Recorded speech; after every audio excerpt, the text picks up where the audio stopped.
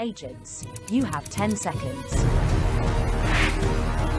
10, 9, 8, 7, 6, 5, 4, 3, 2, 1, 0.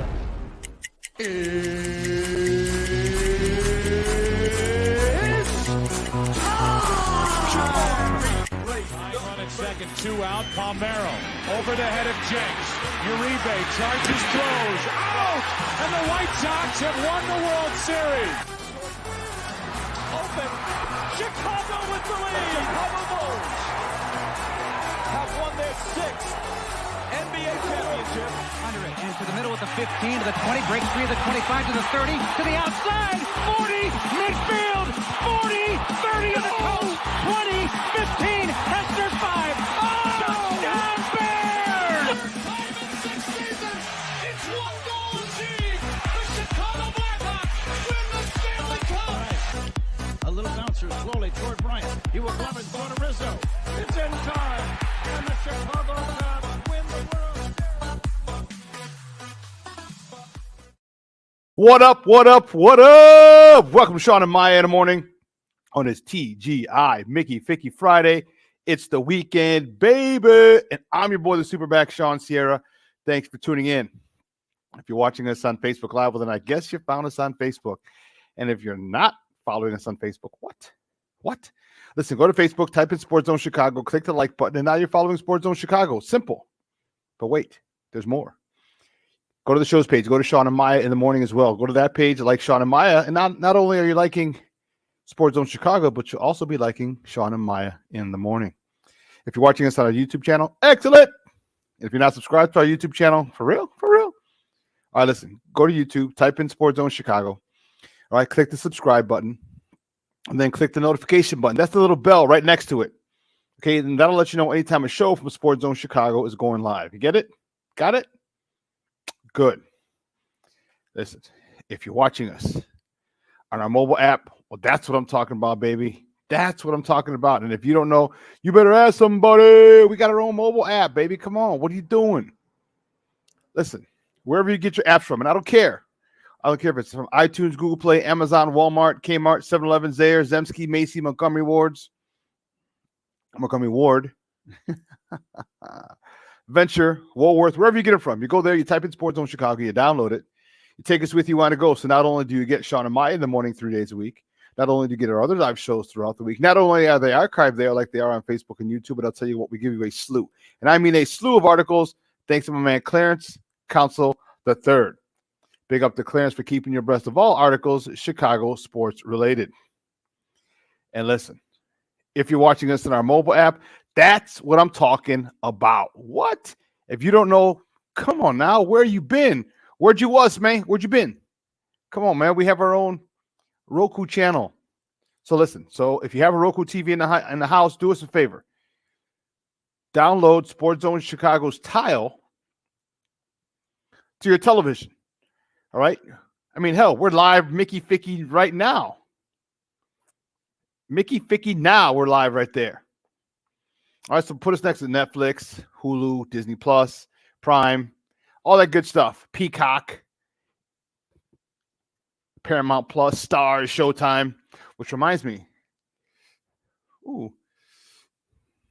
The new episodes of The Chi and Billions are out today.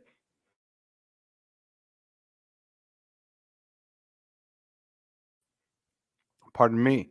New episodes of The Chi and Billions are out today. So make sure you check those out if you're following those shows. But not before, I'm telling you, not before you check out Sports Zone Chicago on the big screen. Do it. Listen. Now, you can also tweet the show. You can tweet us at Sports Zone Chi. That's CHI at Sports Zone Chi. Now, if you want to follow me, just me, personally online, you want to know what I did? Well, let me tell you what I did. You want to know what I did? Well, here's what I did. I made it nice and easy for you folks. Nice and easy. One handle for Facebook, Twitter, Instagram, Snapchat, and TikTok. All one handle at the Shawn Sierra. If you want to follow my other co-host, Maya Akai, you can follow her on Facebook and Twitter at the Sports Chica. And if you want to follow her on Instagram because you're an IGer, you do it just for the gram, we'll just follow her at Maya underscore Kai. It's MAYA underscore AKAI. Listen, we have a phenomenal show, but we need you to get interactive with us today. Oh, you see my little bracelet?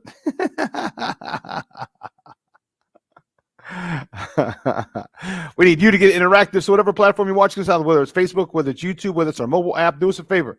Because you can't get interactive with us on Roku. Just watch us there, but then you can send us a message via the other 3 platforms. Just leave a question or comment on those platforms.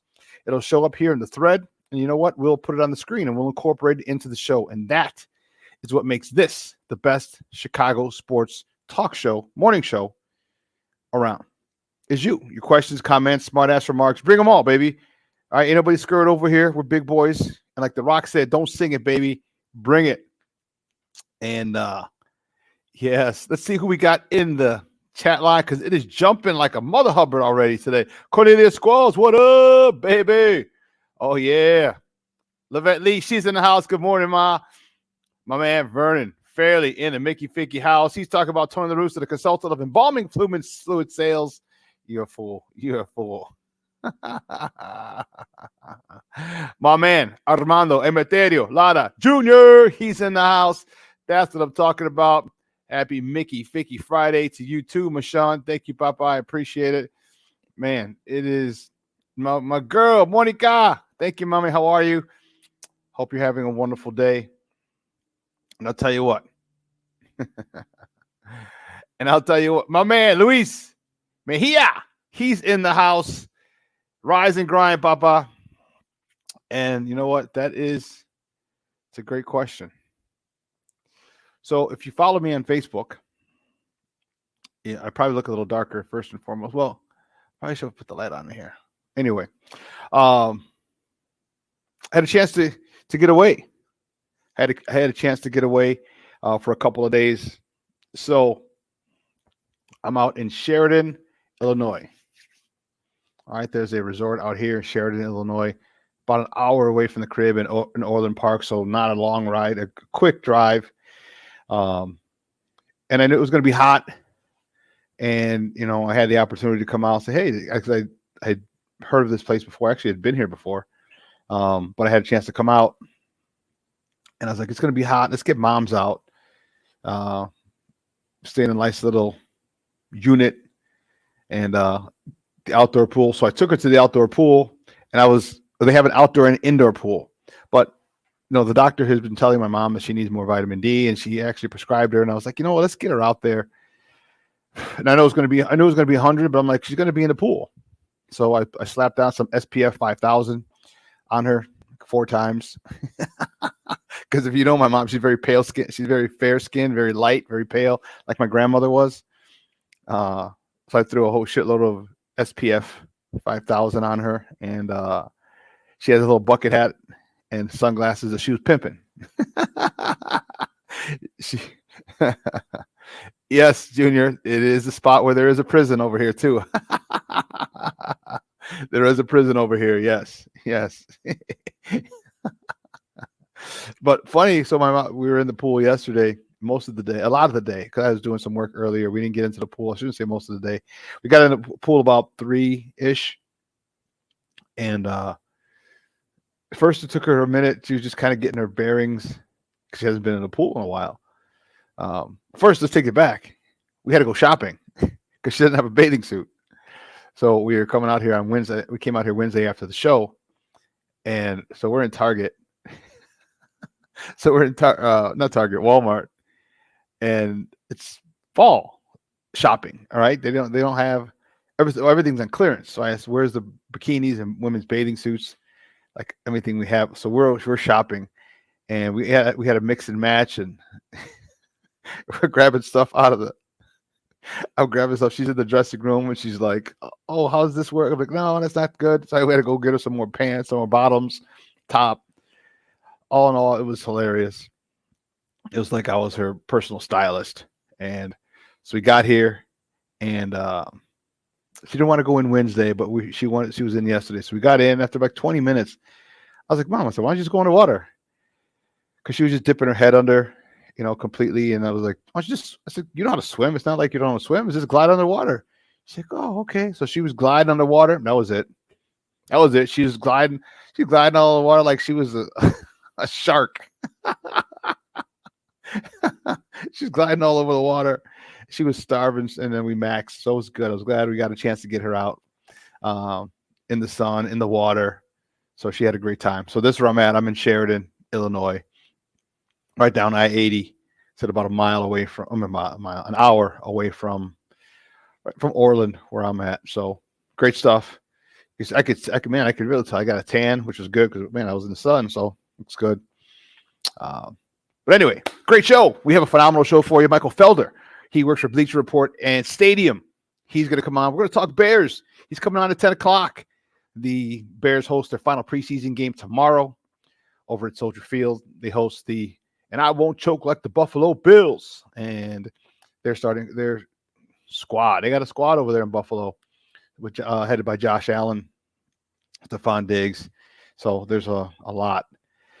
A lot of competition for tomorrow. And I don't know how long Josh Allen's going to play, and nor do I care. But we're just trying to word it. We're figuring out how much or how long Justin Fields is going to play. Offensive line is hurt a little bit. We have guys that are out. You don't want to put them in if they're banged up, not for a final preseason game. So then that begs the question, how long does Justin Fields play? So we're going to talk to Michael Felder. Not so much about that because he's a national guy, all right, but just his thoughts on Justin Fields. All right, what is he expecting?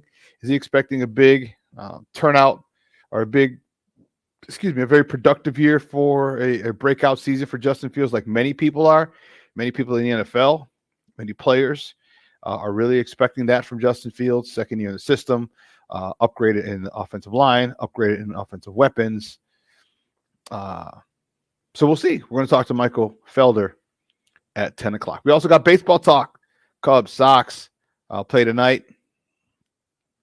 We still have some more fallout from the firing of Kenny Williams, who's executive vice president of the Chicago White Sox, and Rick Hahn, who was the general manager. And you know what? A lot of things are coming out now that both of those guys are gone. People have been holding on to things, and now they're able to tell their story. And man, we got some clips that are pretty interesting. So we're going to talk to him. We'll talk to Junior. He said they're convinced the Bears are signing the Colts running back. No, I don't think so. And here's why. Here's why. This is why you don't. The running back position, as we know, has been devalued. Okay? It's been devalued.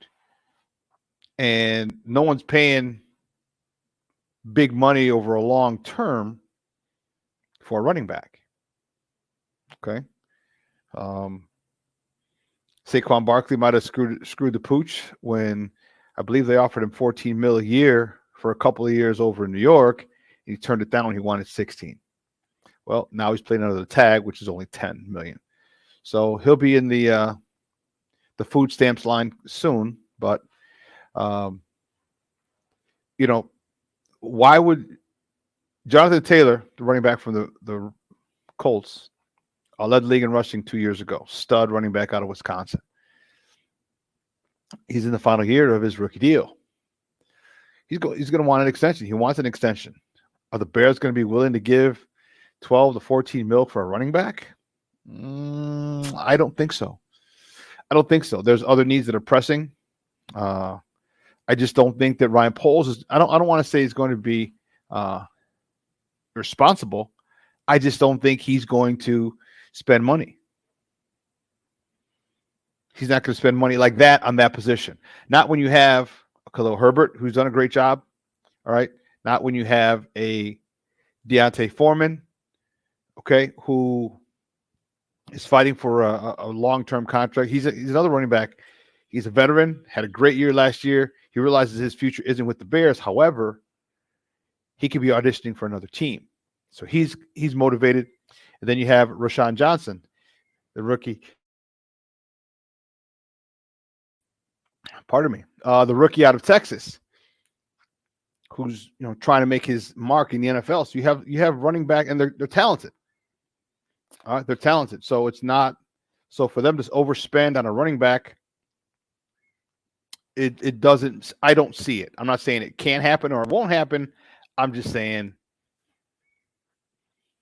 chances are slim and none, and Slim just left town. And more important, Cornelius, great point as well. That's how I was just about to go there. They're not going to give him draft capital because you got to trade for him. It means you got to give up draft picks for him. No. The only person I would, well, I shouldn't say the only. The Bears aren't going to make any trades right now. You know why? We're going to talk about this more, but you know why the Bears aren't going to make any trades? The camp cuts are coming. So at the end of Tuesday, I believe. So remember, for those of you who are unaware, before they used to dwindle down the active roster from 90 plus or 100 guys or whatever down to like 80 or 70 and then 60 and then 50, whatever. So there were increments. Now they don't do that anymore. So now on Tuesday, you get your roster down from 90 plus to 53. All right, so you're cutting about, so every team, so 40 times 32, what?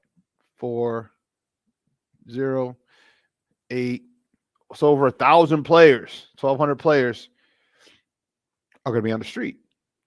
There's going to be a lot of cap casualties. And if you wanted a running back, you can go there. I also think they'll be able to get a defensive tackle if they want. I also think they'll be able to get an edge rusher if they want. There's going to be just so many guys who are cut from cap due to cap casualty. So they're not going to spend that on Jonathan Taylor. Yeah. Ryan Poles has shown that he's too savvy for that. He's going to wait. He's going to wait. So my hope is that he gets a stud edge rusher. I also hope that Yannick Ngakoue has a great season, but also that Yannick Ngakoue really enjoys where he's at. This is his 4th or 5th team in his 7-8 year career. Right? You kind of get tired of moving around. You kind of get tired of, and if he could get hit a 3-year deal, a 4-year deal, all right, front load it to the 3 and cut him after, 4-year deal, front load it. Or I was talking to somebody, they said a 3-year deal. Okay, even 3 years, at least you're here for at least 2. And you can settle down, you can settle in, you can chill. And that would be a nice veteran. I think Terrell Lewis is going to take a big step forward. And then next year you draft. And then maybe next year you only need to go get a 3 tech. Okay, or I mean, if you want Marvin Harrison Jr. and you have a high enough slot, thanks to Carolina, maybe you could draft Marvin Harrison Jr. Now you're really not worried about Chase Claypool anymore, Darnell Mooney anymore. Okay, now you're going to have DJ Moore. You're going to have Marvin Harrison Jr. You're going to have Tyler Scott. Velus Jones will still be on the team. There'll be quite a few. So they're in a good spot. Very good spot. Very good spot. But listen, enough about me and my tan. Actually, I'm liking a tan. I got to turn the light on at the first commercial break. Yeah, Cornelius. Remember, I was on it, doggone it. I was on them. When they signed it, I was like, that's a sneaky, great move. And this guy's doing, you know what? Listen to this. Listen to this. This is how crazy the NFL is. If he has 1 sack a game, basically makes 1 play. Makes 1 play a game. Do you realize that's 17 sacks? Do you realize that's 17 sacks? Just 1. It could come in the second quarter. Insignificant. All right. There's times in a game where just kind of, just drive that drive. No big deal. All right. They're coming out of their end. They're first and 10 of the 20. He drops back. He gets a sack. All right. Now it's 2nd and 10. They end up punting. Nothing big. Not a huge point in the game. But if he gets 1 sack a game like that, he ends with 17 sacks. Do you realize how much money he can command? I think if he's on a pace like that, I think the Bears are going to extend him during the season because you can never have too many pass rushers. Never. Never. And if they're able to get that production out of him, in addition to Ngakoue, with who they maybe, if they want to sign long term, man, now you're playing with house money because now you have two good defensive ends, two edge rushers. So we'll see. But anyway, let's get right to it. You know what? Let's get to it, baby. Guys, you know how we do. The first segment of every show is called Top of the Morning. It won't come just when you want it.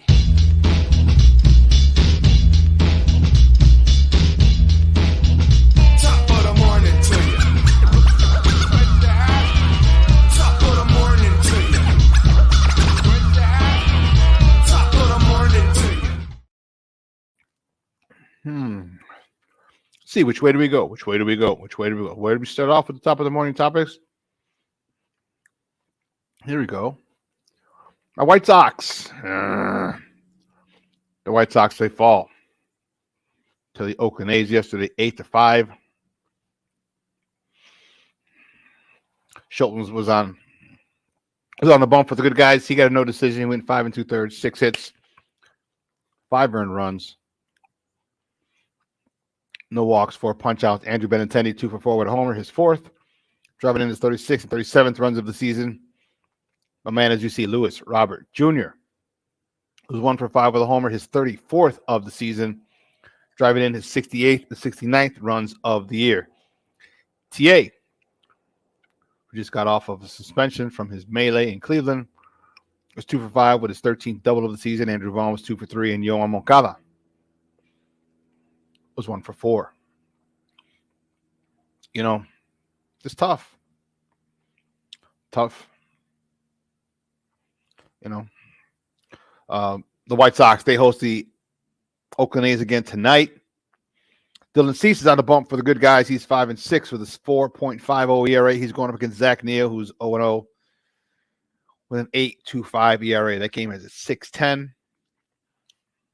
It's going to be on NBC Sports Chicago on the TV side and AM 1000, the flagship, on the radio side. Now, I'm going to the game tonight, and the only reason I'm going is this. They're having a Back to the 90s concert after the game.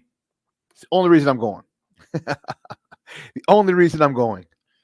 It's going to be great. It's Tone Loc. It's going to be Rob Bass. So Rob Bass has got 2 songs. Tone Loc, he's got 2 songs, Wild Thing and Funky Cold Medina. And headlined by Ice Baby himself, Vanilla Ice. So he's got like 3 songs. So we're talking 7 songs max. And then we're done. So I'm excited. That's going to be pretty dope. I'm pulling out my Marthe and Francois Gerbeau jeans, my cross-color top, my bucket hat. I'm ready to go. Actually, the Gerbeau overall, so I'm going to have one side snap, the other one on. If you know what I'm talking about, I could definitely rock with you. So that's gonna be pretty dope over on the south side. But moving on to the next top of the morning topic, the Cubs.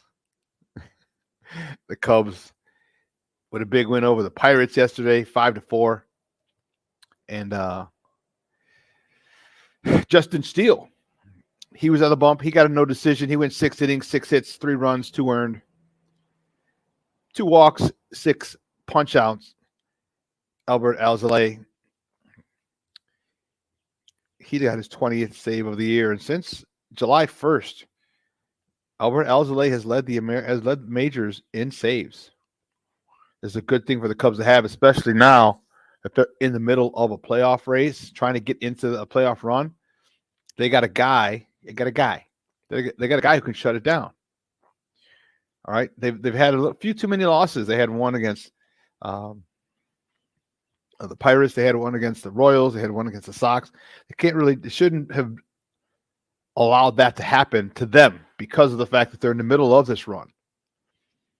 You know, you can't be losing to teams with with shitty records. You know?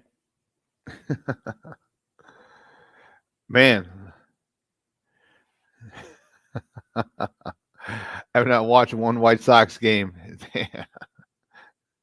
Luis. Me too. That's the only reason I'm going tonight. We'll definitely meet up and have a drink or two. That's nuts. But tonight, the Cubs, they are back. They're back again tonight. They are in Pittsburgh. Is it Pittsburgh they're at? No, I thought they. Yeah, they're Pitt. It's a 4-game set. That's right. They're in Pittsburgh tonight. The professor, Kyle Hendricks, he's on the bump. He's 5-6 with a 3.83 ERA going up against Mitch Keller, who's 10-8. And that game is at 6:05 p.m. on the Marquee Network, and at 6:70 a.m. on their flagship. Cubs got to stop losing these games if they.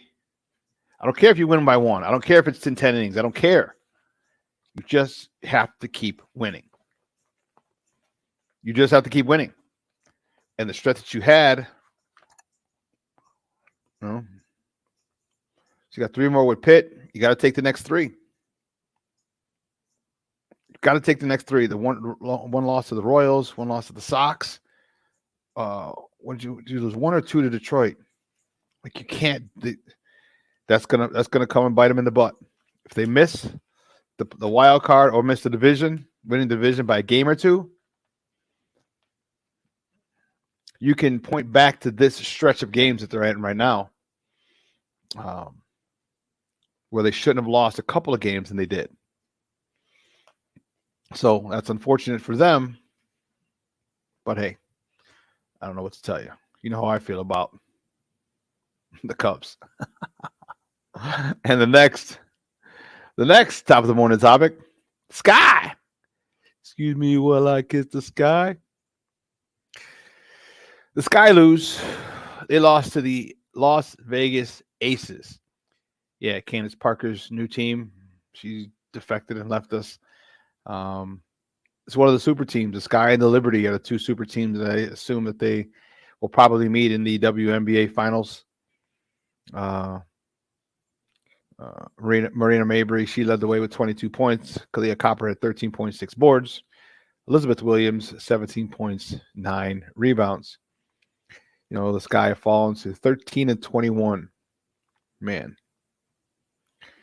They're batting right around 400% or 40%.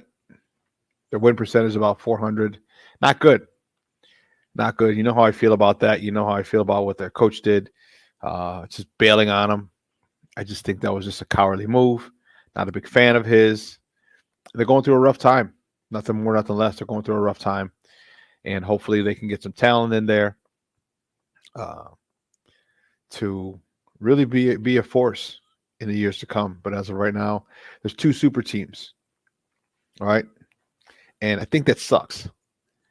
All right. I think that sucks. I get it. You're pretty big markets. Well, New York is. But how big of a market does the WNBA have? You know, you can't alienate anybody. So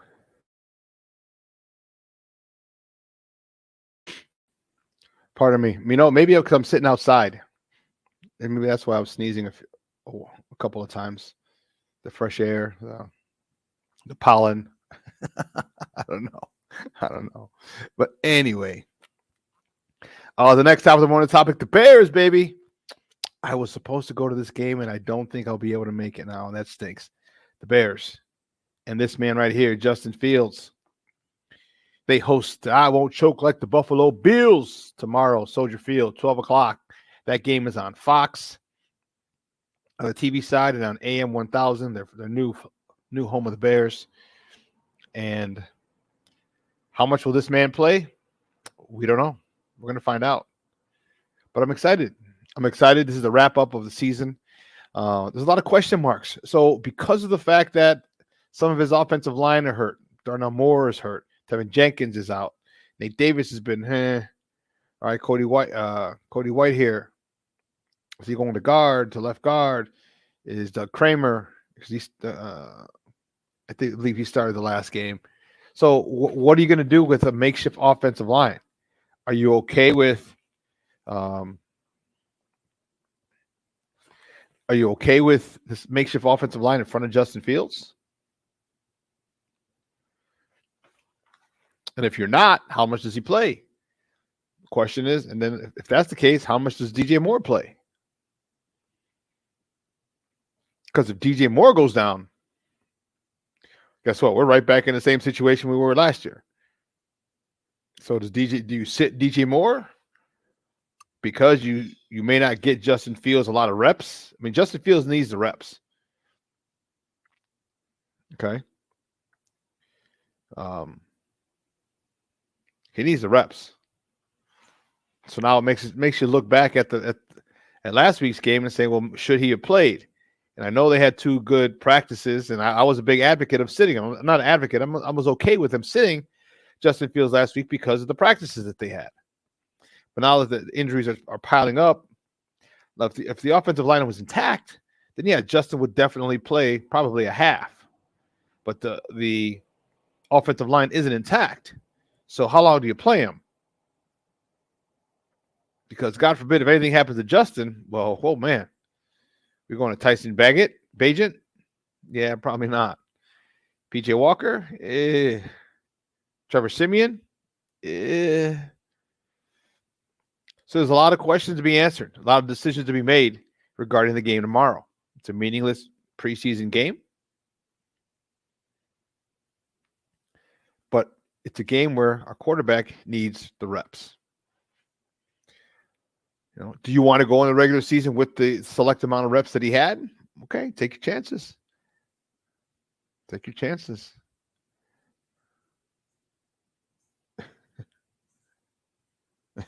Don't say that Jason's going to call you out. Well, we didn't know all these guys were going to get hurt. And also in the game, you have to understand that there were some cheap shots being taken by the Dolphins. Not the Dolphins, the Colts. There's some cheap shots being taken by the Colts. So you're just like, yeah.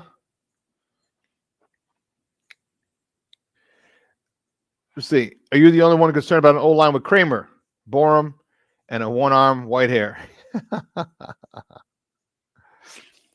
No, you're not the only one concerned. You're not the only one concerned. I know Whitehair hurt his hand last week, so that's part of the issue. But listen, Ja'Tyre Carter, here's your shot, kid. Here's your shot. You played a lot last week. You get to play a lot this week. Can you make an impact? And again, I'm not placing him as in Canton or as an All-Pro. I'm just asking him to be a serviceable, or maybe even better than serviceable guard. He's athletic enough. All right, he's done well to this point. Not just step it up a little. All right, move people off the ball, create some holes. Okay, let's not have your name mentioned throughout the game while we're running the ball down their throat. Because if that's the case, then you're doing a great job. And I'm okay with Ja'Tyre Carter. And Junior, I agree with you. We do have better depth than we had last season. Okay, but now's the time we have to see what Chris Morgan, or Simo, as the boys call him, see how good of an offensive line coach he is. How well do these guys develop? All right, Ja'Tyre Carter, how big of a step does he take? How big of a step? All right. So these are all things that we're gonna have to figure out. Okay, here's a chance for these youngsters to get it. Braxton Jones, you're getting more reps. Darnell Wright. I wish someone stepped on his foot, or he's got a leg injury. So it's like, you wanted him to kind of get all the reps. He's a rookie. And the more reps that he can get against opposing teams, the better. Like I said, I know Jason was calling for them to play last week, but in light of 2 good practices and the cheap shots that were being taken, I'm okay with it. Now that just, again, may come back and bite him in the butt. We'll see. Well, listen, what we're going to do here, we're going to take a quick break. All right? And what are we doing here? And on the other side of the break, we have some baseball talk. Oh, yeah, baby. We got some baseball talk. We got some good stuff coming up. So don't go anywhere, folks. Keep it locked right here. Shawn and Maya in the morning on Sports Zone Chicago. Hey, it's your boy, the SuperBack, Shawn Sierra, and be sure to follow Sports Zone Chicago on all social media platforms on Facebook, Instagram, and our Roku channel. You can find us at Sports Zone Chicago, and on Twitter, we are at Sports Zone Shy. Also, be sure to download our mobile app so you can take Sports Zone Chicago with you on the go. Time out. How are you feeling right now? Happy? Excited? Angry? Overwhelmed? One of the best things you can do for your mind health is to name what you're feeling. It can sharpen your awareness and help you talk about your feelings with someone you trust. Here are 3 questions to ask yourself. Where are your thoughts right now? In the past, the present, the future? Do you notice any sensations in your body? Is your heart beating fast? Is there a flutter in your stomach? Or are you fully relaxed? What do you need right now? Time with others? Time to yourself? Remember, there's power in this awareness. So find ways to identify what you're feeling today.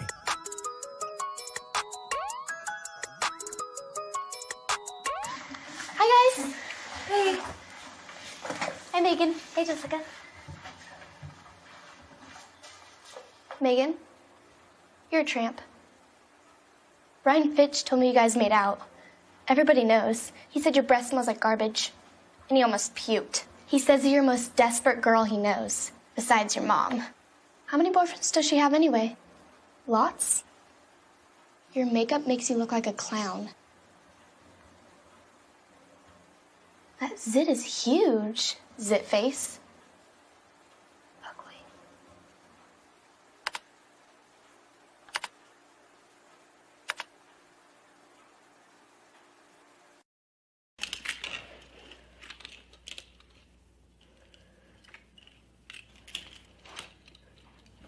Hey, bud, what you doing? I'm playing with cars.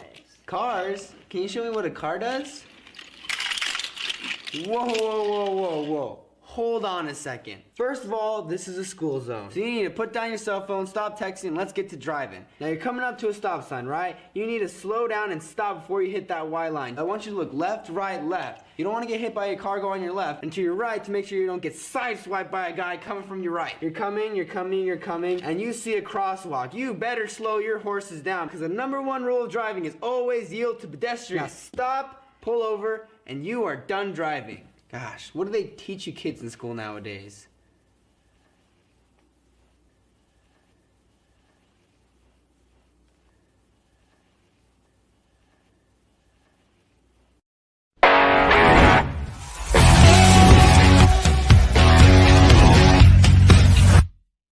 He's hit lefties as well as he's hit righties. Line drive out towards left center field, sinking and falling for a hit. Nico around third, and he's in to score. Bellinger delivers with 2 outs, and he continues to pitch to Nico. Line drive, base hit, right field. Nico Horner, RBI single. In to score is Jan. Chance to be a hero. Fly ball out towards right center field. Falling, it falls for a hit. Racing home is Tuckman. On his heels is Swanson, and Dansby dives across. Happened to second, and here in the 10th, it's 5-3. The Cubs. Welcome back to Shawn and Maya in the morning on Sports Zone Chicago. Those clips courtesy of the Marquee Network. The Cubs with a big win yesterday in 10, 5-4 over the Pittsburgh Pirates. You don't want to see them struggle, but you know what? You'll take the W. You take the W against a team that you should beat. Doesn't matter how you get there, how you get the W, you just get it. All right. It's not about style points. It's at the end of the day. Did you win or did you lose? All right. Sometimes when you win, you really lose, and when you lose, you really win. Did you really win, Billy? All my white man can't jump people. You know what I'm talking about. But I talked about solid start. All right, for Justin Steele yesterday, struck out 6 innings. His 17th quality start out of 24 starts. No wonder this guy was an all-star. This guy's, he's coming in, taking the ball every fifth day, giving you a quality start for, 2/3 of his outings. All right, 2/3 of his outings. Can't ask for more. But again, they're back at Pittsburgh today. All right, 6 o'clock tonight, Central. Looking for that second, hopefully 4 victories for the Cubs. If you guys take this 4-game set, you're in pretty good shape, okay? Because you're three games out behind Milwaukee for the division lead. You play Milwaukee after this set, so you have Milwaukee Monday, Tuesday, Wednesday, right? And you can make some moves there. But also at the end of the season, the last series is against the Brewers. So you stay close.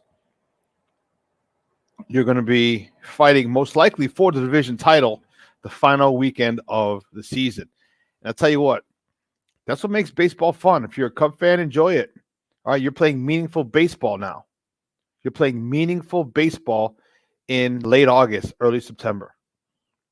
You have a chance for a wild card and a legitimate chance at the division title. So you're going to have to keep it up. Cub fans, as much as I hate it, my stance on you guys, but man, you're in a good position.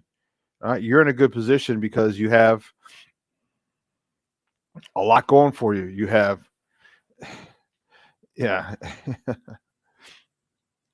Cub fans are meatheads too. Fire Ross. Hab needs to be traded. Another loss on Ross even before the game is over, and the Cubs gets a W. Yeah, and that's the crazy part. Sometimes fans get a little too silly, a little too mouthy. But you know what? That's the great thing about this country. We all have opinions. All right, some are just stupid and others aren't. Just saying. Just saying.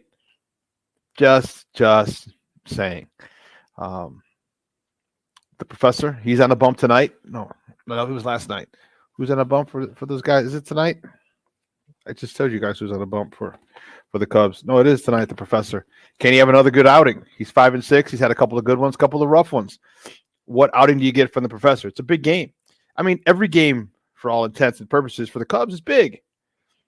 Right? Every game. If you sweep this, here's the thing. If you sweep this, the last 3 games, you take these last 3 games, you're sitting pretty going into the series with the Brewers. Okay? What do the Brewers have? They're at home. The Brewers they're hosting the Padres. Padres, they're under 500, 61-67. So it's a team. The Brewers may take 2 out of 3 from this weekend set. So if the Cubs are able to take these last 3 games, okay, you gain a game, and you'll be 2 back, two games back with a 3-game set against a team that you're trailing. You know what? The baseball gods, and they're coming, and the Brewers are coming here, or they're coming to Wrigley. So the baseball gods have definitely been in your favor. All right. Baseball gods have definitely helped you guys out. You guys have 2 things to root for this late August, early September: the Cubs and the Bears. But on the other side of town, other side of town, not so good. They fired Rick Hahn and Kenny Williams, and there are some things that were revealed after this. There's a lot of talk. And let's take a look. And this is the stuff that was going on. This is the stuff that's going on. It was 2022 where the White Sox were kind of trembling or kind of treading water, trying to fight back against Cleveland when Cleveland had made their run. And I think they had won 5 in a row. They beat Houston. And there's that puffy-chested Kenny on the field because they're feeling good about themselves. All of a sudden, they're 62-58. And all of a sudden, here we come. The super talented White Sox. And I get a call from our old friend David Kaplan somebody wants to talk to me, and it's Kenny Williams on the phone cussing me out. And he says, I just want to let you know that I'm still effing here. and if I'm in control. So just in case you have any questions, I'm still effing here. First of all, I have no idea where it came out, but that's a true story. And I don't give a damn. I've been holding that one for a while. There's no reason for me to go public with that one at all. I protect it. I told you but that's a peek it. behind the curtain. Yeah, I can't do it. But 2 people are out of a job today. He's out of a job. That's what I'm talking about. How the hell am I even worth the phone call? You are so into it, up in the weeds about what people might be saying when things aren't going right. We're not personal. We're being fair. That's what you guys, every night When you you talk guys. fact and true, you can say whatever you want. When they were 93 and 69, what were we doing? Popping champagne, hugging each other, champs. But when you are massively a failure and it equals this, you're going to lose 100 games. That clip courtesy of NBC Sports Chicago. Ryan McGuffey. Crazy. You know, and that explains everything. That explains everything. All right. They go on to talk about a little more. Actually, we have another clip. People, just listen to this. This is unbelievable. Not unbelievable. It's believable, but it's shocking. Well, then again, maybe it's not when you're dealing with the White Sox. And honestly, when Hawk Harrelson got ridiculed for his TW thing, I was like, you know what? The whole world's gone crazy because that's the team I want. A will to win every day, and I'm swearing right here, I know. But that's what I want to see. Have we seen that on the field in the last? I mean, 2005. Did you guys have TW? Yes. So what the hell did? What's that mean? This You team can say, the will to win. But you can. The will to win. By the way, do you know what I say all my life? Yeah.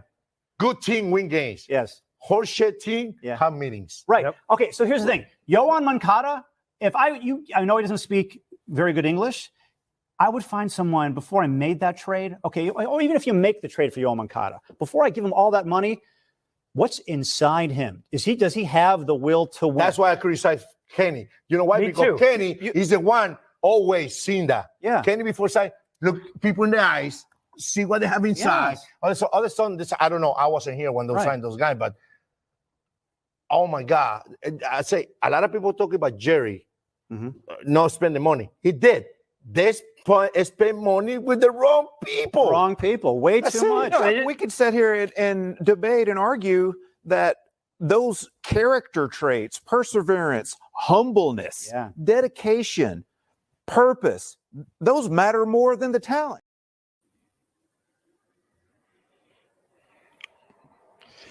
Again, those clips courtesy of NBC Sports Chicago.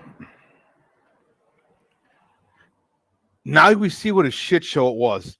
Now that the curtain has been drawn back, and you're able to see.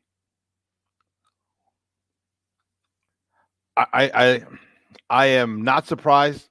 And there was another clip as well where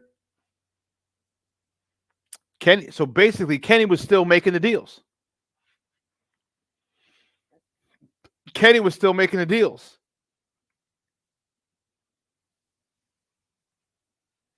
No, I agree with you, Shawn. Sox players don't have the will to win. They don't. But Kenny was still making the deals. And you know who traded Jake Berger? Kenny, not Rick. So Rick was basically the mouthpiece. As he said in the other clip that I thought we had, he's the highest paid PR guy. Because Kenny was still making the deals.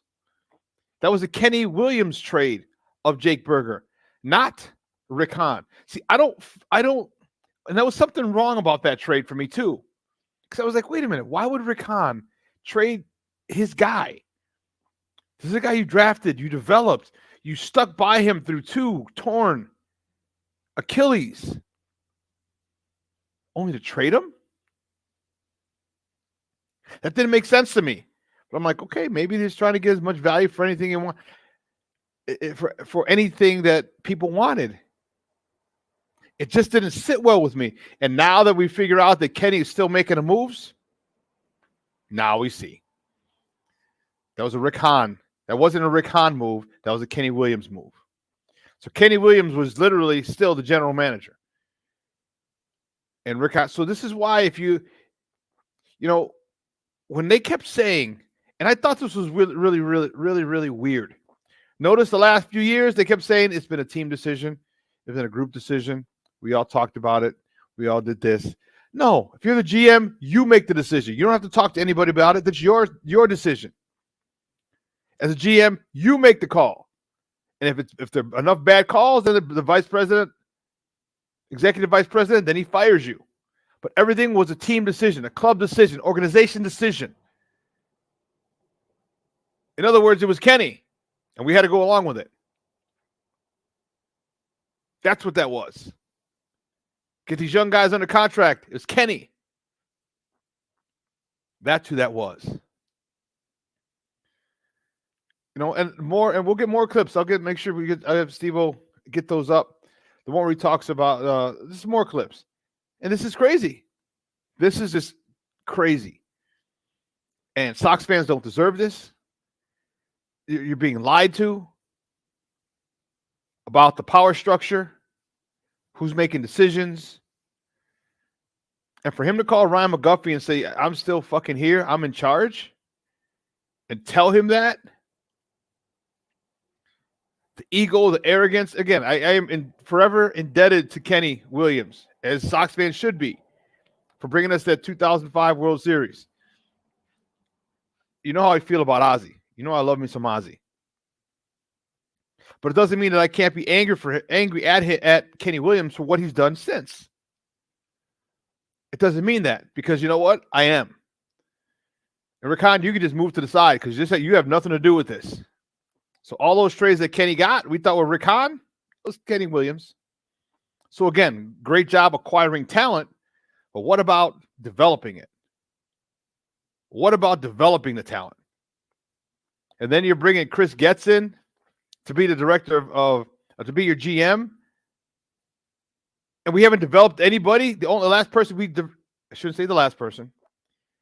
The last two people we developed are Jake Berger, who was having a great year after a long, long journey to get to this point due to his two Achilles ruptures. And Tim Anderson. Gavin Sheets is But those are the last two guys that we've developed. Two. Lewis Robert, okay, we could throw him in there. So 3 guys in how many years? 15? 3 guys you've developed. It's a crying shame. They said, the only reason I'm going tonight is for that concert. That's it. That's the only reason. Because they don't deserve a damn thing. And I'll probably go to one more. Hispanic Heritage Night. And my guy Hirsch is having a Hirsch outing. And, you know, that's it. That's the last game I'm going to. I'm going to get my ticket off of Game Time. Cheap. Ticket broker. I guess tickets tonight was $17. $16. Less than $50 for 2 tickets. It's an embarrassment what they've done to Sox fans. And I make fun of Cub fans for what the Tribune did to them. This is damn near on par. When the Tribune created a brokerage, sold the tickets to the brokerage, and then resold it to fans for higher money, and the Tribune just got all the money regardless. That was kind of shitty. But here they don't even tell us who's making decisions, so they hide behind the titles. But the real thing is who's making the decisions. Titles don't mean shit. Now with the White Sox, this is an organization, first of all, they're not moving to Nashville. They're not. Okay? They're not. Don't get it twisted. Major League Baseball will not let them move to Nashville. They just won't. Too big of a market. You're not going to take a team out of the 3rd largest market and put them in Nashville? Yeah. And there's no ties. There's nothing. They're not going to do it. So was that for us to start talking about this? There's the Harry Houdini, the distraction. Oh yeah, by the way, here's what's going on over here. We're going to fire these guys. But little did they know, people are going to come out with stories. Kenny's ego, his arrogance. Well, it's funny. I can't remember what year it was. It might have been 07, 08. It was after the World Series. So it was 06, 07, 08, somewhere in there. We were at, it was called Juniors, I want to say. All right. They just really finished redoing University Village down there with the bars and everything down there. And we walked in. I was with my cousin who was working for a liquor company at the time. And in walked Kenny and Ozzy. And I'm not a jock rider, so I was just like, oh, what's up? I saw him, said, what's up, guys? What's up? And it's some Jamoke, some Brad or Ken or Travis or whatever. Some goofy entitled kid. He's like, fuck you, Kenny.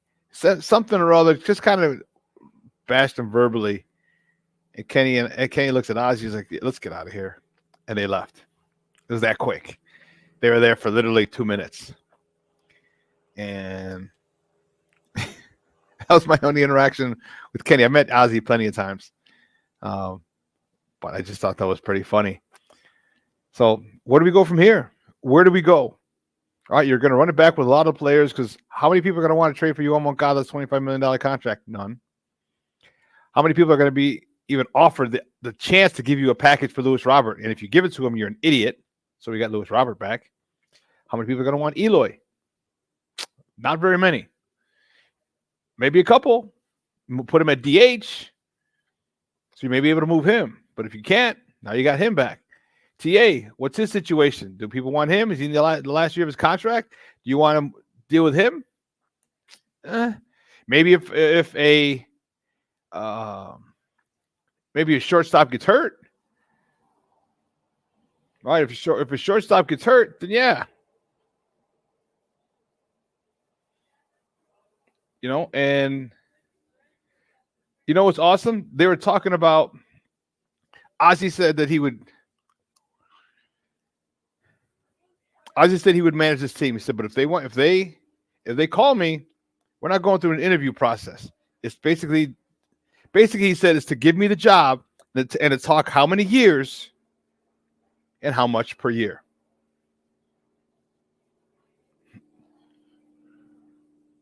Yeah. How many years and how much per year? He said, I'm not going. He goes, I'm tired of being interviewed by people who know less baseball than me. He's got a point. And I ain't mad at you. Because if you're going to continue to do this nonsense, this is why you're in the situation you're in. Dude, Ozzy has been, you know me. I've been clamoring for Ozzy since Ricky Renteria days. Even before that, I wanted him here.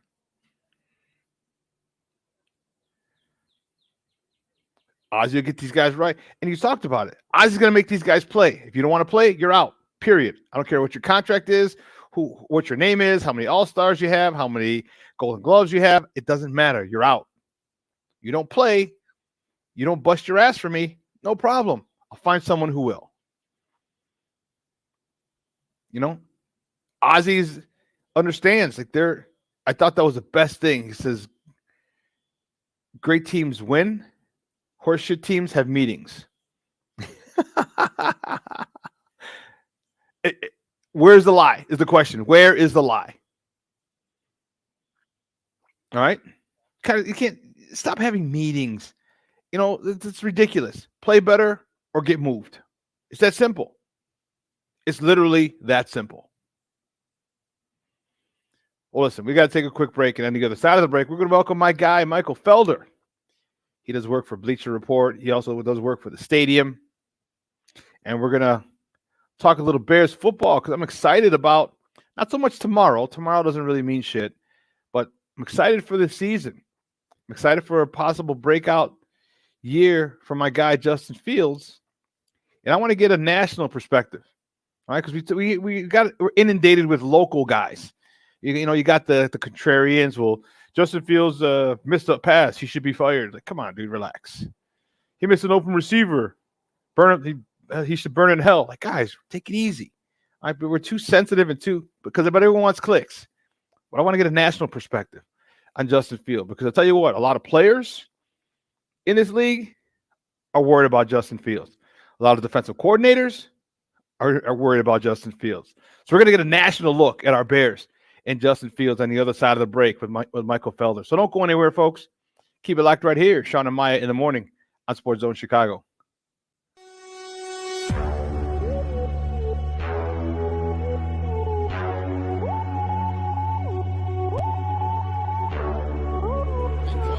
To run for 17, back he goes, here comes Chubb, there goes the ball, touchdown, Mooney! Jones will walk at the left tackle, time for Fields, now he'll accelerate to get the first down, great tackles, and he's off to the races, and he got a terrific block. For every generation, it has started with the call to serve. Discovering the purpose and the belonging earned with the title. Learning to dig deep and push through adversity together. Defending our nation and its people. It is a life of great worth and reward.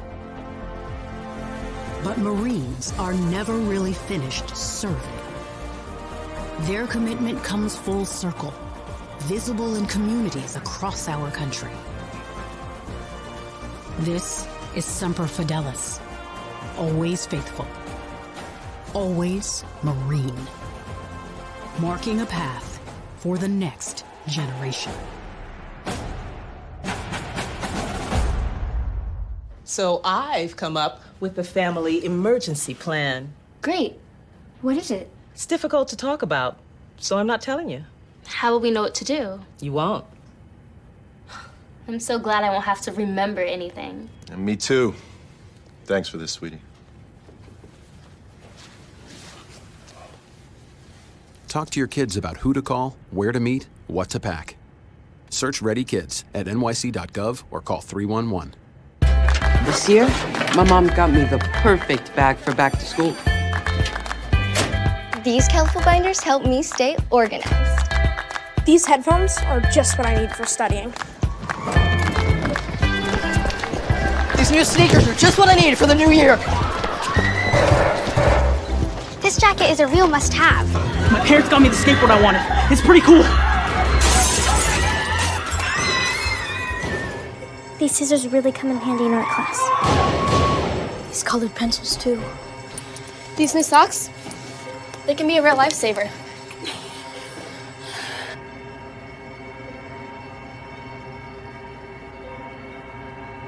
I finally got my own phone to stay in touch with my mom.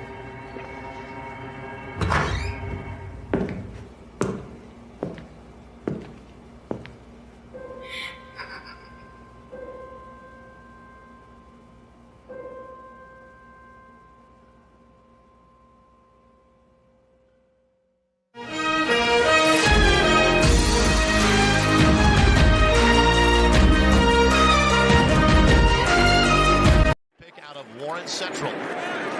On the handoff, a seam and a first down. Screen. Well set up by Chicago.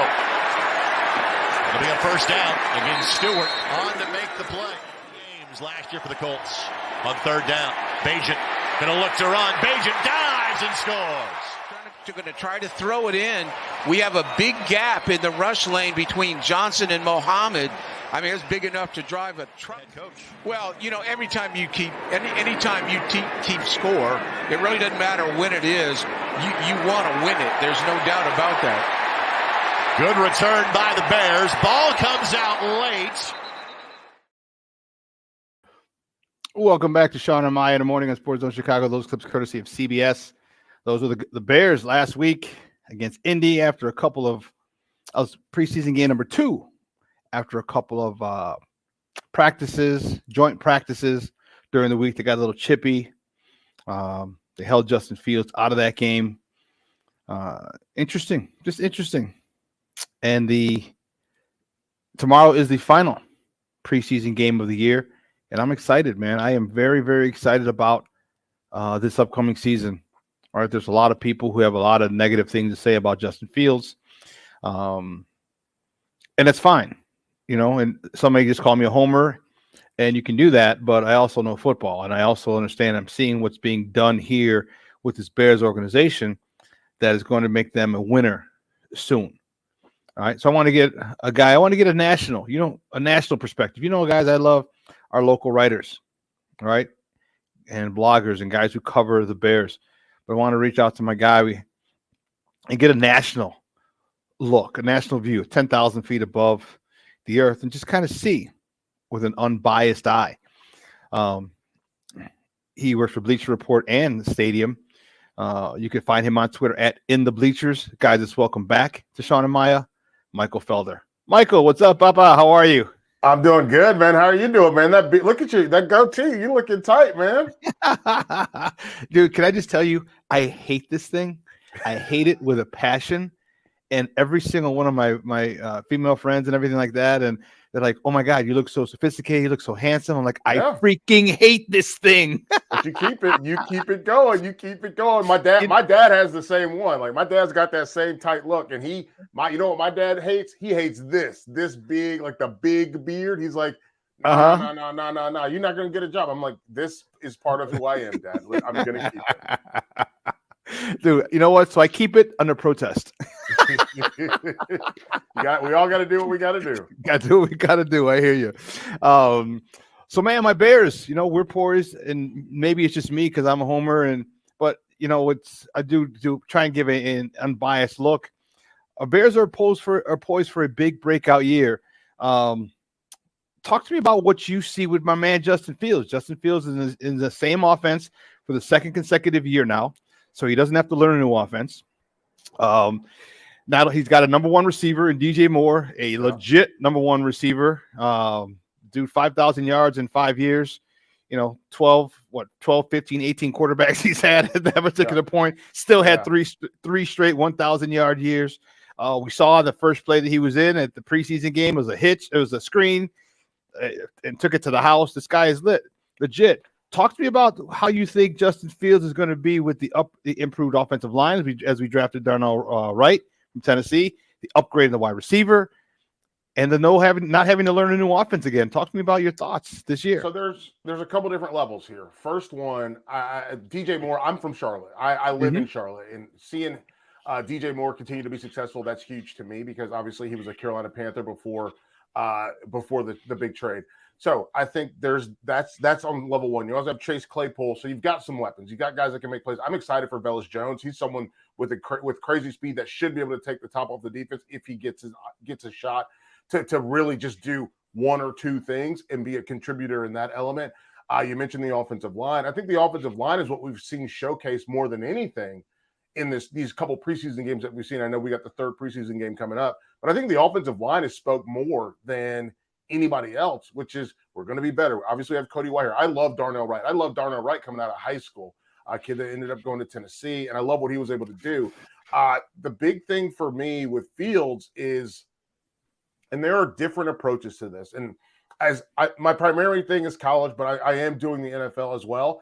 But what I think about this is preseason to me feels like when Tennessee plays Hawaii or when Alabama plays Middle Tennessee State, right? Like that's where some teams decide to hold back, not show anything. And then other teams really want to test what they can do because what you've seen in practice isn't real until you're in a real game. And so for me with Fields, great stat line. Numbers look great. I still want to see him push the ball down the field.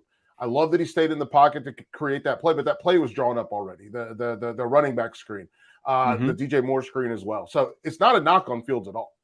And it's more just as a coaching staff, I like coaching staffs that push the pedal, push the pace, and don't stick with what's comfortable. But again, he's your franchise quarterback. You don't want him sitting in the pocket, maybe getting hit, because that's what we saw with Bryce Young. Bryce Young for the Carolina Panthers, buddy, they that first game. And you don't want that. You don't want it for Bryce Young. You also don't want it for Justin Fields. So I think they made very conscious decision. And if they like what they're seeing out of him in practice in terms of pushing the ball down the field, and again, DJ Moore, he is a guy that is, what is DJ Moore? He's 6 foot. Is he 6? He's not. Is he 6 foot tall? He's about 6. He's a tad taller than me. I met him at the camp that I worked. Right. Yeah. That's what I was going to say. Like, he's not really 6 feet tall, but he does play taller. And that's the thing I loved about him when he was at Maryland is he does play tall. He does play taller. Chase Claypool is legitimately a big dude, which gives him opportunity to go make plays. So I'm looking forward to that. You know what I really want to see this year? If we're talking about the Bears and I got to go in, I want to see Cole Kmet. I want to see him grow up and blow up because I thought he was going to be a real dude coming out. He's been okay. I want to see him be better. And I think that's him and Fields' relationship situation. Yeah, he had a somewhat of a breakout year last year. It was 7 tutties, and I was happy. Now I want him to build on that. And and I'm not and the only thing that I'll be okay with it if he just equals his numbers because we got Robert Tonyan. So we got another guy, another red zone, another tight end stud red zone tight end threat. So if he gets 6 touchdowns, all right, or even 5, but Robert Tonyan has 6 or 8 touchdowns. Okay, well those probably would have gone to live with that tight end number. You're right. I could live with that tight end number. I want to see this run game going. You know, I just want you got a 3-headed monster. For me, it was, you know what, you got 3 running backs in here, and all of them are fighting. All right, all of them are fighting. So you got Khalil Herbert who's fighting to keep his job. All right. And you got Dante Foreman, who's fighting for a roster spot on another team next year. So he's got to get good tape this year. And then you got Roshan Johnson, the kid out of Texas, who is a freaking stud. As you saw some of the highlights coming out, this kid can do everything. If he wasn't behind Bijan Robinson, he might have gone higher. So we got 3 different studs, 3 different running backs who are all have a chip on their shoulder. And I want to see them just literally just punch people in the mouth because to me, that'll make everything so much easier for Justin Fields. Because if you punch and get a team in the mouth and you beat them by 3, 4, 5 yards a pop, you got to bring a safety down. And that's the last thing you want to do is add an extra man to the box when you got 2 tight ends, when you have a DJ Moore, you have a Chase Claypool, you have a Darnell Mooney. That's the last thing you want to do. Oh, and by the way, that's right. Justin Fields can run the ball a little too. Yeah, no, I think you hit the nail on the head. One, I think the run game is important, which is why we've seen the offensive line kind of be the focal point of this preseason, and we're going to continue to see it tomorrow. The other part for me is when you run the ball again, that safety does have to come down. And that's the only thing I wish I got to see in the preseason from Fields was pushing the ball vertically. That's what I wish I got to see. I know you get to see some of it in practice and you get to see some of it in the 7-on-7 period, and you get to see some of it in the 1-on-1 period. But I just wish I saw it in a game situation. But at the end of the day, I think it's going to be really remarkable to see that run game come together. I really like Roshan. I think, as you mentioned, if he wasn't behind Bijan, he obviously gets more touches. But if with more touches, he probably has more production. He probably gets drafted higher than that. What is it, 4th round? So it's going to be interesting. Khalil Herbert fighting for that job, a kid out of Virginia Tech, if I'm not mistaken, a guy that really came on and you know what's happening. Khalil Herbert is proving guys like Jim Irsay and Mike Vrabel, and he's proving them right that you can get that quality talent in the 6th round. So it's going to be interesting to see what shakes out for him going forward, but also for Foreman, what shakes out for him because he's an unrestricted free agent going forward. So that's going to be interesting. But let me ask you this. Let me flip it back on you. This is the thing I like to do when I do an interview. How big is Aaron Rodgers being out of that division for what the complexion of this division looks like? As a fan, I hate it. I wanted him here. I want the Bears to beat him. You know, as a competitor, I don't want him hurt. I don't want him. I want the best. You got to beat. So when I beat you, exactly, to borrow a quote from the poet laureate Ric Flair, I wanted him. But now that he's gone and I can't get that, it's huge. This division is up in the air. Okay, people still don't know about the kid in Jordan Love up in Green Bay. They don't know about him yet. You're wondering, is Kirk Cousins going to have is he going to Kirk Cousins himself at some point during the season? All right. The Detroit Lions. I mean, Jared Goff is Jared Goff. And then you still got, Detroit Lions are going to Detroit themselves. You already got guys who are missing a few games because of gambling. So now they're 4 or 5, 6 games. So now you're not playing with your stud receivers. So this division's wide open. And I think a big win over Green Bay on opening night for the Bears is going to go a long way. I think they have a legitimate shot at the division. But again, I could also see them. No, I actually can't. I don't. If they screw the pooch, I'd be mad. Yes. The reason being is I love the culture that Coach Eberflus has created. Sure. I love the attitude. I love it. Your fight. You got to compete. That's all they talked about. Him and Ryan Poles compete. So when you do that, the cream rise. Iron sharpens iron, and the cream rises to the top. So I am. I think we have a good shot as anybody to take the North this year. And, I think with Justin Fields, all the work he's put in, like the dude's a winner. He's just a freaking winner. He's good. I love him. Sometimes people don't get it. If you just say, hey, the dude's a winner, and his leadership ability is evident as showcased by him having, not only working with the players, his teammates and wide receivers here, but in the offseason back down in South Florida or in Georgia. I mean, he had those dudes flying all over the country to work with him. And the fact that they flew all over the country to work with him shows what kind of leader he is. He's a Pied Piper, and they're following him, and I love it. And that's gonna show big time this year. It might even start week 1, and he might go ham on week 1 and literally put the NFL on notice. Like, all right, jokers, Justin Fields is here and here to stay. No, I'm looking forward to it. And listen, obviously, we saw the Peter Man, as my buddy Bomani Jones calls him. We got a chance to see Tyson Bagent as well, though. And I thought that was really a plussed-up performance from him. This is a guy that basically just went crazy. You talk about going ham. Like, he went ham in college, obviously a different level than what Fields played at Ohio State and at Georgia. But certainly there's an understanding there, and I think that comprehension is incredibly important. So that's going to be interesting. Let's flip it over to the other side of the ball. I love Yannick Ngakoue. I don't know how much he has left in the tank, but I do love him. I'm very excited to see Zach Pickens. I don't think we got as much out of Zach Pickens at South Carolina as they could have got out of him, which is why he ended up being a third-round player. When he came out of high school, we thought he was going to be a first-round pick. Noah Sewell, same thing at Oregon. I didn't expect him to last to round 5, but this is a guy that he's got to cool his jets a little bit, if we're being honest. Like, he's an over-pursuer at times, but he doesn't make the same mistake twice with respect to in-game. He'll over-pursue, and then all of a sudden he channels himself back. But every game there's a moment where he does over-pursue, and he's got to figure that. And he's playing behind a guy in Tremaine Edmonds who's going to teach him kind of how to get to where you need to be, but also work with NFL hash marks, which are a little bit different than college hash marks, which change the scope of things with respect to the game. Eddie Jackson, I love Eddie Jackson. Tyreek Stevenson, we've seen him kind of step into a starter role. This is a guy, again, we go to Georgia, then Miami, and then gets drafted in the second round. He's got tremendous, his wing, you've seen his wingspan, right? It's insane.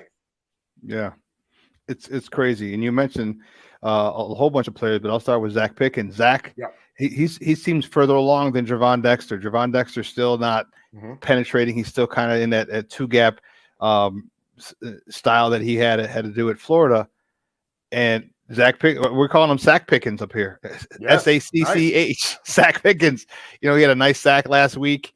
And, that's the one thing that I think that we really did this year was address the interior of the defensive line. And you want to collapse the pocket in, and then obviously they got Ngakoue for around the edge. But if you collapse that pocket, quarterbacks hate that. They hated it. They just hate that. And I think they did a great job with Zach Pickens. I think Javon Dexter, he's shown flashes that he's going to be. His career at Florida was flashes as well. Big flashes at Florida. Pickens was it seemed like almost an underachiever at South Carolina, but the reality of it is his ceiling is so high. Both of these guys have high ceilings. Pickens, for me, though, is someone that I am super excited about because he has the opportunity to go and make plays. And he talked about it, dude. He talked about it. He said, I've had like 50,000 coaches, dude. He goes, I haven't been in the same system. And people don't understand how important that is. And you're a former ball player, so you understand when you don't have next year or second year where you don't have to learn a new thing, you can just get better and perfect your craft.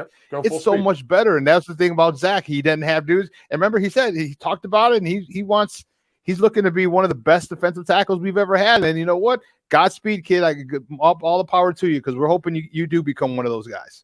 Yeah, I'm looking forward to it. I think that this is a well-constructed team in a division. Obviously, Minnesota. A lot of folks have Minnesota as the lead dog there. I'm very curious. Let me ask you this: what are your thoughts on Detroit? Because Detroit, for football players, Detroit seems like a place that football players would want to play. But that doesn't mean you're going to be good. And those are two completely different things. Because when we look at Detroit, like they've got guys like Aiden Hutchinson. They went out and got Sam Laporta this past year in the draft. They've got Jared Goff, he's going to be good enough. And they have a coach he talks to you like you're a football player. So talk to me. What you think about that? Because he does. He talks about it like football. Yeah. You know what? Detroit worries me. Detroit's going to be a team that I think that you're going to have to beat them. They're not going to. They're not going to lose very many games anymore. They're not going to Detroit themselves as much as they did back in the day, like a couple years ago. DeAndre Swift. Tell people what that means. Tell people what it means. The difference between a team losing a game, or as you said, Detroiting a game. In college, we used to call it Clemsoning. Versus you have to beat a team. There's a difference between losing and beating a team. Yeah.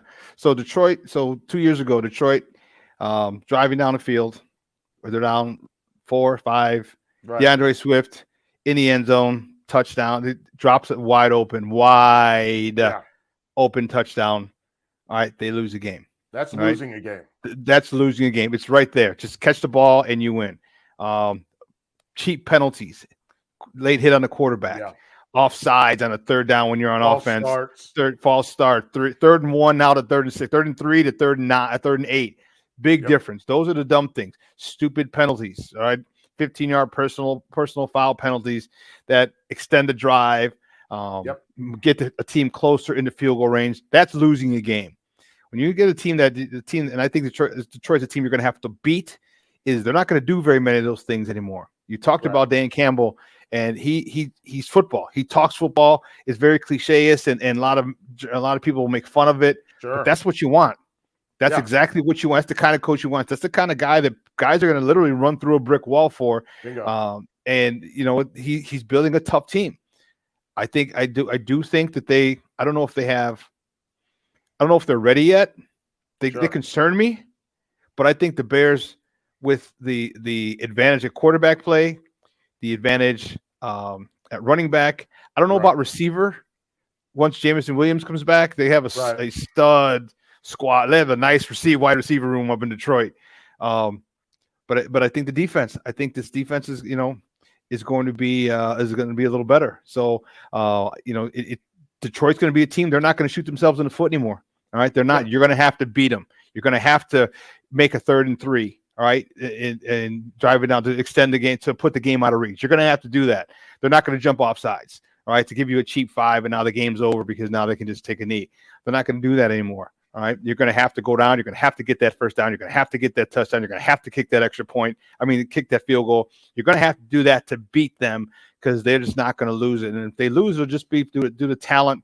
And maybe this year, just because they're not gelling, because they've keep getting different parts. You finally got Jameson Williams back, the wide receiver. Sure. So you're adding a new piece to that mix.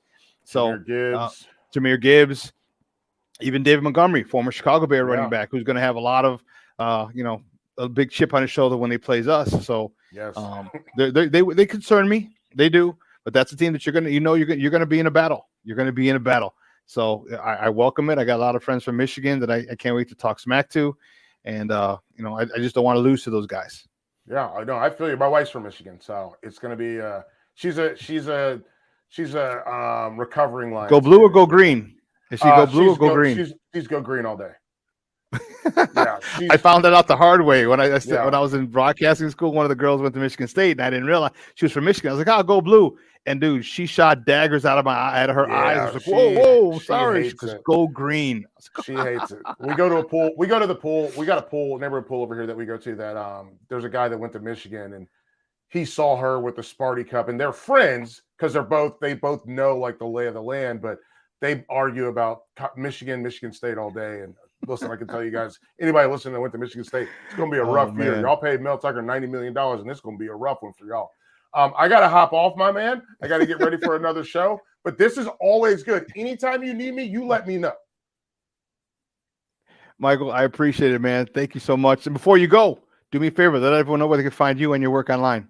Oh, for sure. Make sure you check out the newsletter. It's felder.substack.com. It's college football. I'm going to mix in some NFL. I'm actually working on a thing today where I'm going to try to explain to people why tight end forward offenses don't ever have those big explosive plays compared to wide receiver forward offenses. Like there's a huge difference between what you get out of Tyreek Hill and what you're going to get from Travis Kelce. Both can be good. Both can win, but they are very different.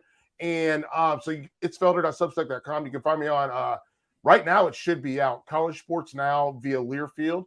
And that's a podcast, any podcast catcher, you can find it on that.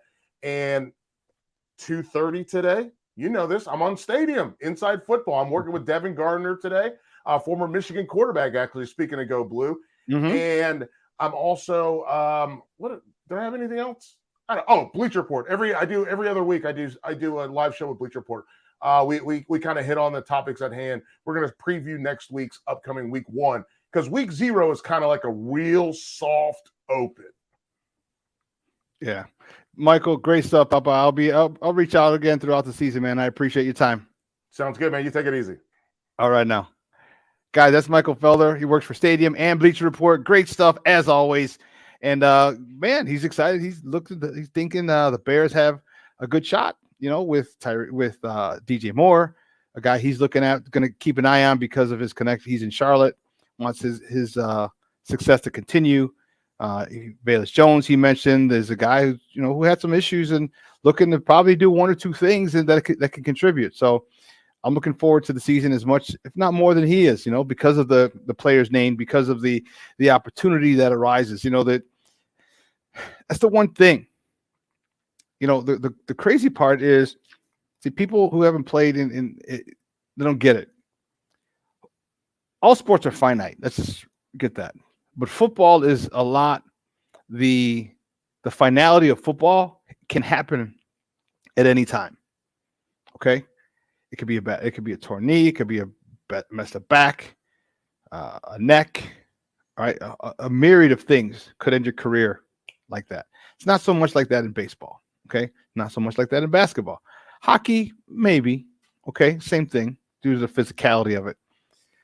So when you get 17 opportunities like these players have now, you cherish them. All right, you cherish them. And my coach had told us that, and you looked at football different.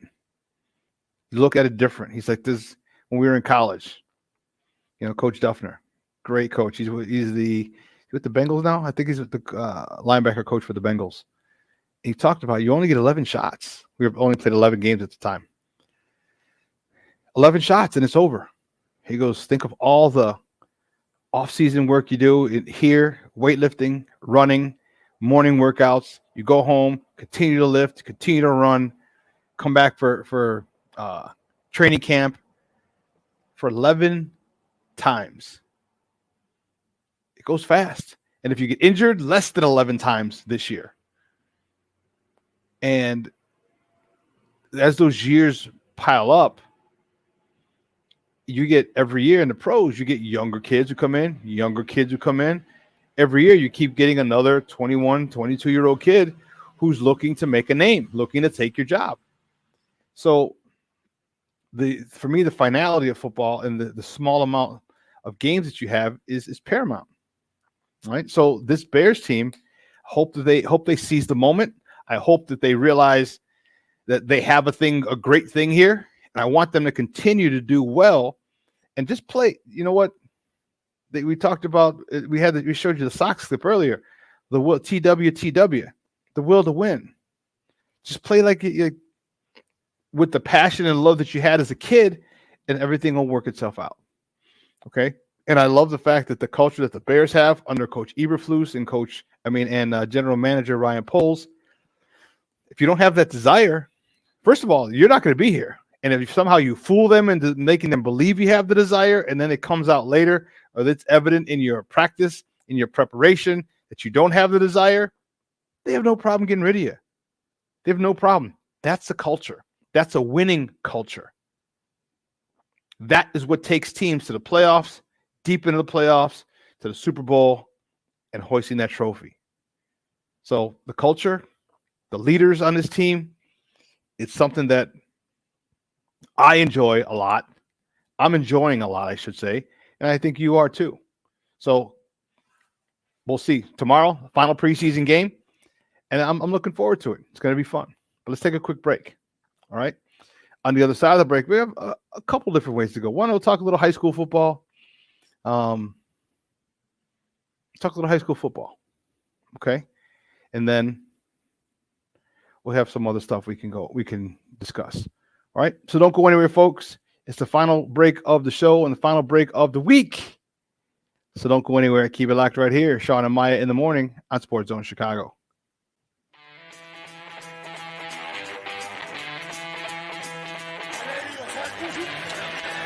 Off the fake. Fields against the grain. Finds Jesse James. Field. With time. Delivers down the field. And Cowboys. Still running.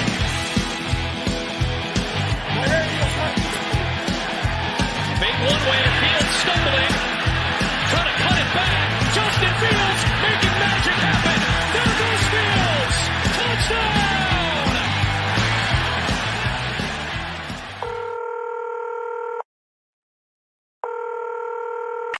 911, operator 901. Where's the emergency? 127 Brynmere. Okay, what's going on there? I'd like to order a pizza for delivery. Ma'am, you've reached 911. This is an emergency line. Large with half pepperoni, half mushroom. You know you've called 911. This is an emergency line. Do you know how long it'll be? Okay, ma'am, is everything okay over there? Do you have an emergency or not? Yes. And you're unable to talk because... Right. Okay, is there someone in the room with you? Just say yes or no. Yes. Okay, it looks like I have an officer about a mile from your location. Are there any weapons in your house? No. Can you stay on the phone with me? No. See you soon. Thank you.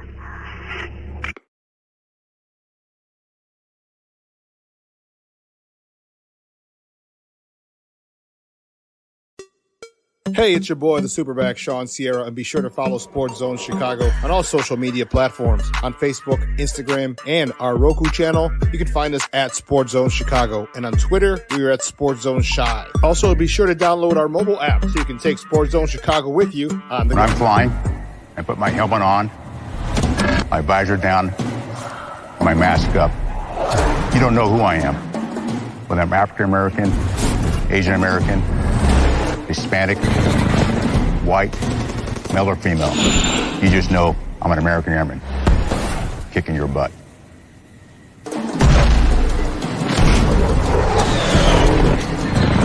I'm General C.Q. Brown Jr. Come join us.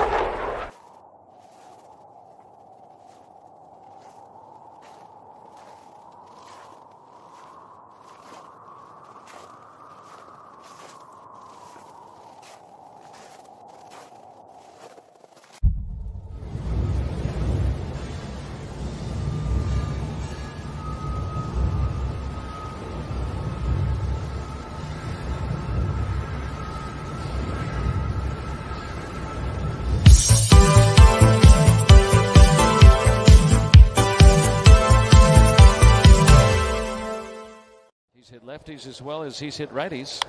Tie the game in the ninth. Pitch is hit in the air out into deep right. Back on it is Brown. It's gone. Andrew Benintendi with his second home run of the homestand. And number 3-2. Runner goes. Fly ball center field. Robert Jr. back at the track. Luis, as always, Bologna center field. swinging a fly ball, well hit, deep left field, and it's going to go. Elvis just golfed one out of here. Long fly ball. Luis took one, and now he drills one. 5-3 Sox. That was majestic. Welcome back to Shawn and Maya in the morning on Sports Zone Chicago. Those clips courtesy of NBC Sports Chicago. Those are the good guys with another loss yesterday. This week, high school football starts. I'll tell you what, I'm excited. All right, there's a lot of good games going this weekend. Some started yesterday, but it's a great time of year. All right, it's a phenomenal time of year. Let me tell you, I love. Where we go? I love high school football season, the football season, period. But I love, obviously, St. Rita football. I love the fact that, my alma mater, they Oh, sorry. Pardon me. I love just a great time of year. It's whole spring's eternal, basically. So you get a whole new year. You get a whole bunch of guys who are looking forward to creating a memory or creating a future for themselves. And for me, it's, this was a time for me, my senior year, right, where I was able to kind of make a name for myself and get offers to go to school. My junior year wasn't a very productive one. I played behind a big fullback, Brian Petrowski, big lead fullback, and I didn't get much time. Very little, if any. All right, and so my senior year was it. So now's a good time. St. Rita just got a new coach. They, my buddy Todd Kuska has retired. He was the coach for 25 years. So they have a new guy now. They have Marty. What's his name? I forgot his name. But it's going to be different. But different doesn't mean worse. Okay, it doesn't mean worse. St. Rita starts off against Sandberg tonight, and I'm trying to think of, it's eluding me. And I apologize. I just lost it. I can't remember the name of the new head coach, but he was a player. He's an 09 grad, I want to say. He played for Coach Kuska.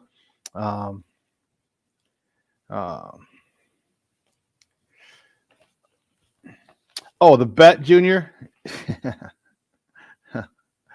The Bet was he wanted a 4-piece from Harold's or from 4-piece chicken. I'm like, cool. We got it. Just get my 4-piece with the mild sauce ready when we whoop that ass. Simple. But also you got some other great games. All right, Brother Rice, number 12. All right, they're at Maine South. That's a phenomenal game. Another Catholic League squad. You're always looking for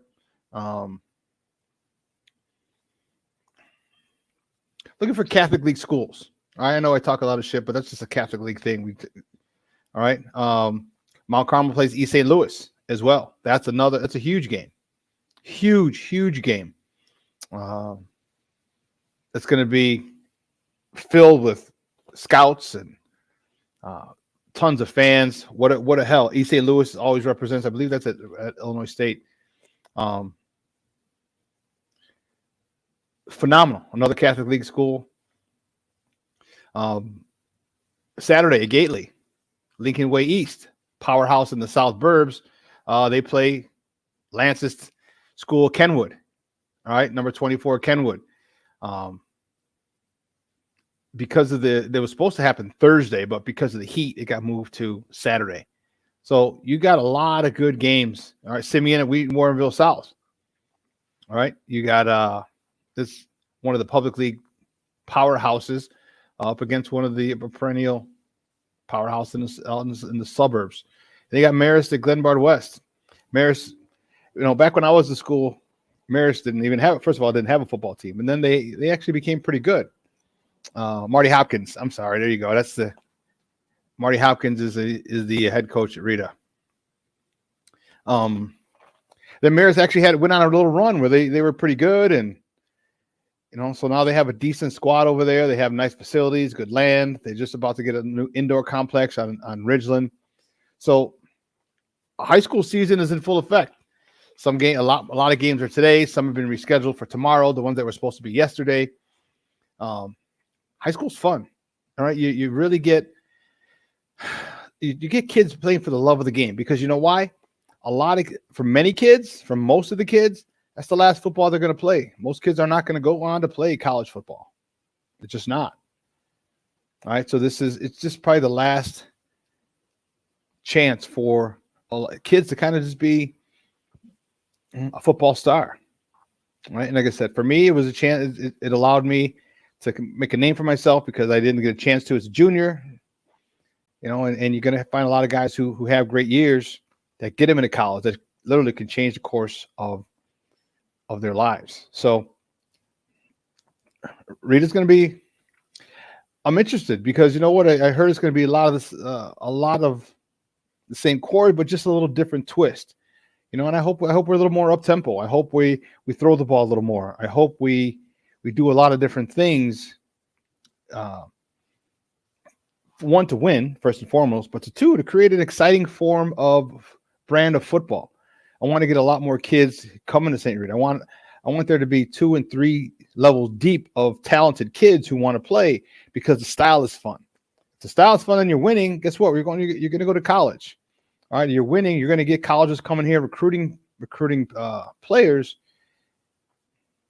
And the more colleges that come here, the more kids are going to want to come here. Okay? When you can say, oh, this kid's going here, this kid's going there, this kid's going here, this kid's going there, because they're going to want to come to play for those programs. All right, so Marty, I hope he does a great. He's got a nice little staff. All right, Darius Fleming, former St. Rita alum, Super Bowl winner with the Patriots, is going to work with the defensive line. He's got a nice little staff. I was seeing if he can get my Kafka to come, but he said he's making too much with the Giants. Damn him.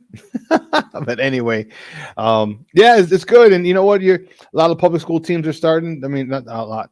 They're starting this week, and you can get out there and support your high school. And it's not going to be hot. It's going to be 70s and 80s this weekend. So today, tomorrow, get out there and support, high school teams. And it's a fun time. It's really, really, really, really fun time. I can't stress it enough. And especially when like I said, this could literally change the course of someone's life, literally. And like it did the course of mine. You have those 1 year, basically a 1 year wonder. They had a 1 year to prove it as a senior. You get a look, and who knows, right? Thanks to football, thanks to that year, I was able to go to Holy Cross. All right, I got a phenomenal education. All right, I have friends for life from all over the country, all over the world. All right, I was able to play professional football. All right, all because of that year. It all started my senior year at St. Rita because I was able to show what I had because I didn't get much time as a junior. So you're going to get a lot of those players. You're going to get a lot of those guys, and you see which kids take advantage of it and which kids don't. So if your son or nephew or friend of the family has a kid, go check it out. Go check out high school sports. It's still one of the truest forms of sports, which is awesome. And it's outside. So it's not like it's indoors in a gym where it gets crowded and humid, hot and humid. It's outside. So, you'll be able to enjoy it and not be so, unless the weather's crazy, but the weather's supposed to be pretty nice this whole weekend. I'm excited for my Mustangs. I really am. Coach Hopkins, I want to see if he can bring what style of offense he brings to this team. I know we've had a couple of receivers here who may not have been utilized the best of their ability, and I want to see him throw the ball. I want to see him throw the ball. There's nothing to say that you can't throw the ball and still run the ball down people's throats. So good luck to my Mustangs against Sandburg. It's going to should be a win, but again, you can't count it. Don't count your chickens before they hatch. I'm definitely not doing that. So Sandburg is a good program. Had a couple of good players. Coach Pat Fitzgerald is probably the most famous of those players, who was a stud. Went down to Northwestern, All-American linebacker, got into the Rose Bowl, that whole deal, then became a coach. We all know how that ended, but nonetheless, he was still a phenomenal player over at Sandburg. So we're going to see. We're going to see how that plays out. One of the things that happened over the weekend, or yesterday or 2 days ago, I was it took me back a little bit because of the fact I'm a big wrestling fan. huge wrestling fan growing up, my whole life. We used to go to the International Amphitheater on 42nd and Halsted every month. Every month we would go and we would catch the AWA, and every month. Pro wrestler Terry Funk had passed away. Terry Funk he's a bad dude. He's a bad dude. I remember him a lot in NWA. He's in the WWF. He's a bad man. He's a bad dude. And it was, he was part of a lot of different things. Came from a wrestling family. His dad was Dory Funk. His brother was Dory Funk Jr. And he was like a hardcore guy. He was born in Hammond, but he probably grew up in Texas, went to West Texas State. Had tons of held tons of different titles. All right, he held the ECW World Heavyweight Championship, the NWA World Heavyweight Championship, a WWF Tag Team Championship, the ECW Television Championship. And yeah, he passed away, and unfortunately, he was he had dementia. All right, the last few years he was suffering from dementia, and he passed away on August 23rd, so 2 days ago. Guy in Miami, he's a bare knuckles brawler, all kinds of barbed wire matches, bare knuckles brawl, just a tough dude. And one of the dudes that I grew up with. As a kid, I used to steal wrestling magazines from 7-Eleven, right? And read about the different wrestlers throughout the country, different promotions, because we only got AWA here. Only AWA came here. You could watch watch WWF, watch World Class Championship Wrestling from Texas. But I finally got to see him one time, and it was cool. Just you seeing different wrestlers. So, thoughts and prayers go out to his family. But that was a dude. What's crazy is I was texting my friend Dedrian yesterday, and I was saying, the older we get, the more goodbyes we say. And not that I knew